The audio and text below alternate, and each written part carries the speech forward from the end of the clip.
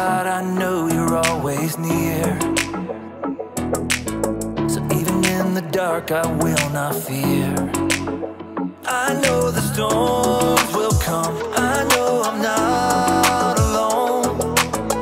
You are my strength, so I will say, you make me brave, you give me courage.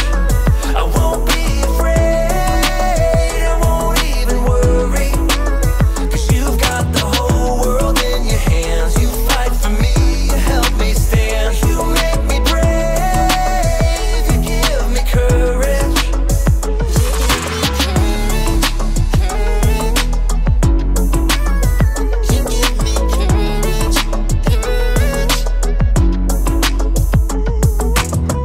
Oh God, you always bring me peace. You are a fortress around me. Even when my heart breaks, even when there is pain, you will be my strength, so I will say, you make me brave, you give me courage.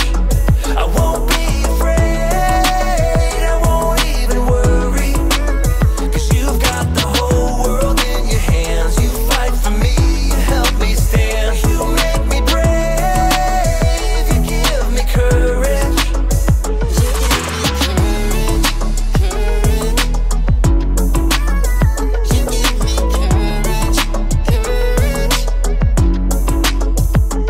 I can do all things through Jesus, my Savior, who gives me strength every day, strength and courage.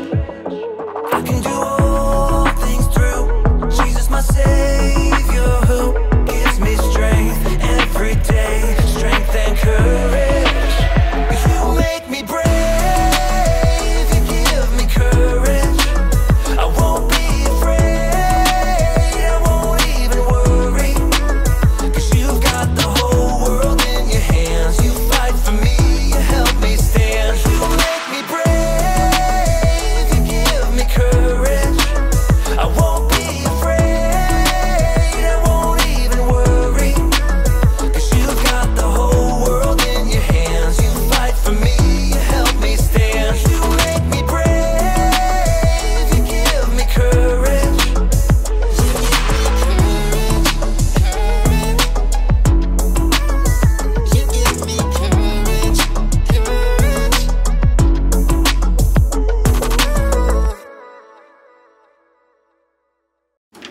Welcome to Story Lab. This week, we're talking about courage, while we take a look at the story of a girl who stood up for an entire nation. Oh, and we're also going here.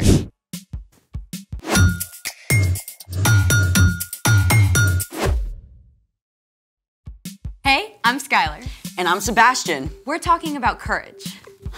That's being brave enough to do what you should do, even when you're afraid. We all have to be brave sometimes, but some people have to be brave every day for their job. People like bomb diffusers who have to take apart a bomb so it can't explode. Or think of those ginormous skyscrapers full of tall glass windows. Someone has to clean all those windows hundreds of feet up. Or pilots who test super fast new aircrafts to make sure they're safe. These men and women prepare themselves to do hard things over and over. God must give them like an extra dose of courage for breakfast every day. Can I get a sausage, egg, biscuit, and a mocha latte with 2 pumps of courage, please? I don't think it works that way. We should ask someone. We're about to. Our guest today has faced some of the scariest situations you can imagine. Brain surgery, algebra 3, calculus. How about a burning building? Wait, we get to talk to a real firefighter? Absolutely. His name is Trey, and he spent 10 years working as a firefighter. And I'm gonna zip it so we can get to the real deal. Hey everyone! Hi Trey, we're so excited to talk with you. Yeah, I'm like trying not to fanboy right now. Same. So, did you always want to be a firefighter? Actually, no. I had just finished school and a family friend had invited me to come check it out, and so I thought, well, while I'm trying to figure out what I'm gonna do with my life, I might as well give it a shot. So this is actually me right here. So, you thought you would just do this for a little while? Yeah, I thought I'd do it until I figured out what I really wanted to do in life, and then I really loved it.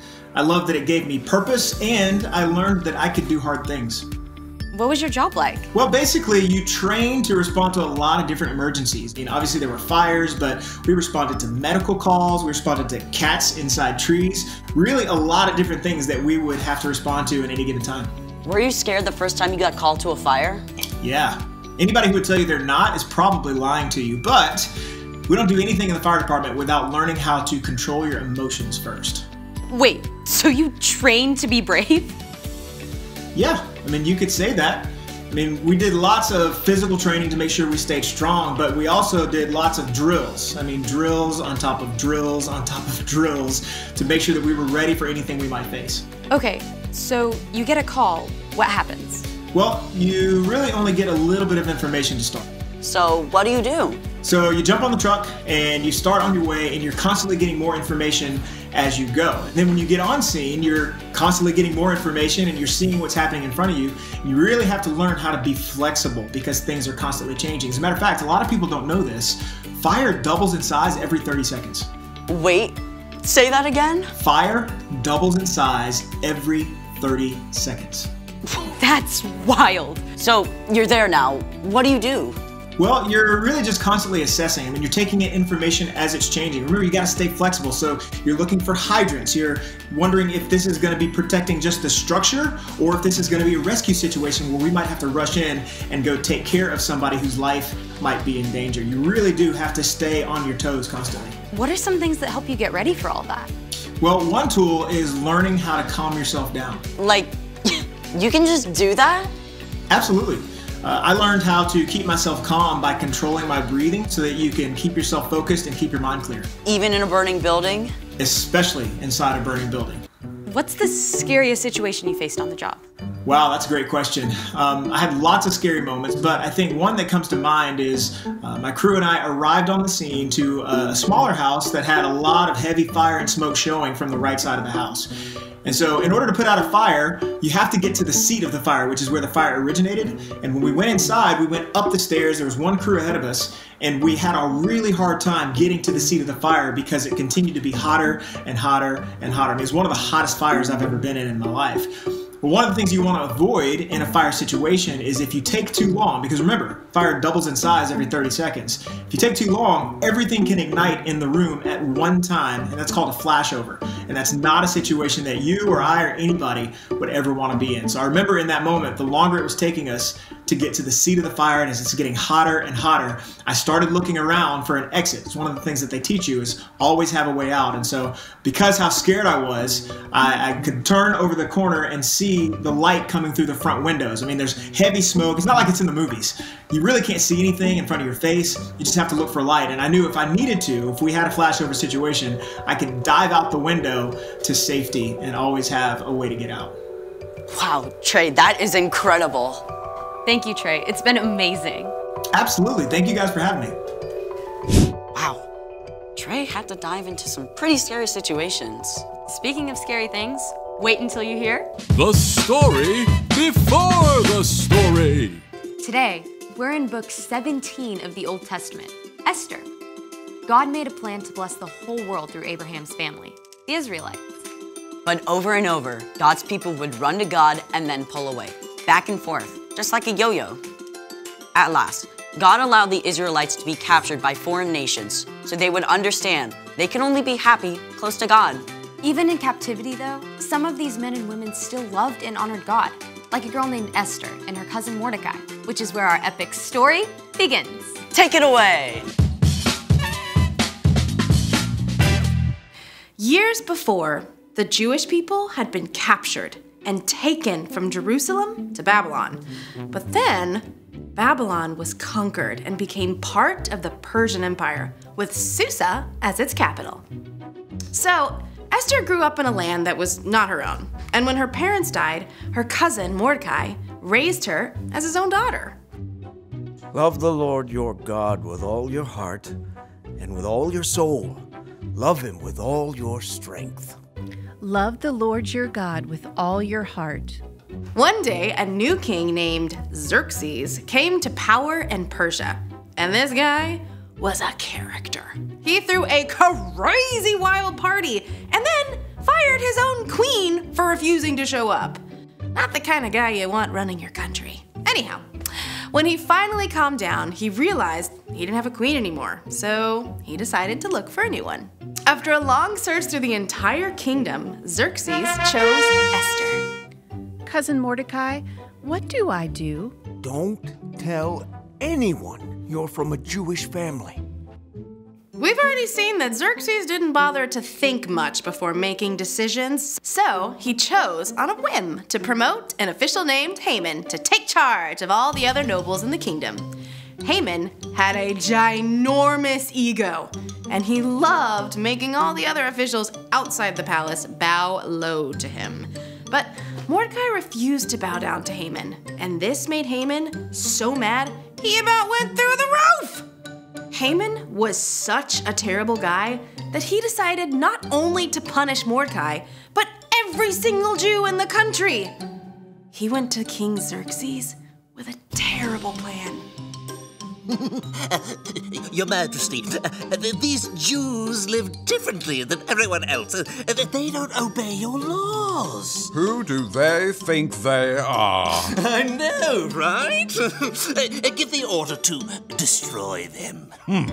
Consider it done. I can't even. Xerxes actually sent a letter all over the kingdom declaring that on the 13th day of the 12th month, all Jews were to be killed. When Mordecai and the other Jews discovered this horrible news, they dressed in rough cloth and wept bitterly. Mordecai sent a message to Esther in the palace, telling her what Haman had done.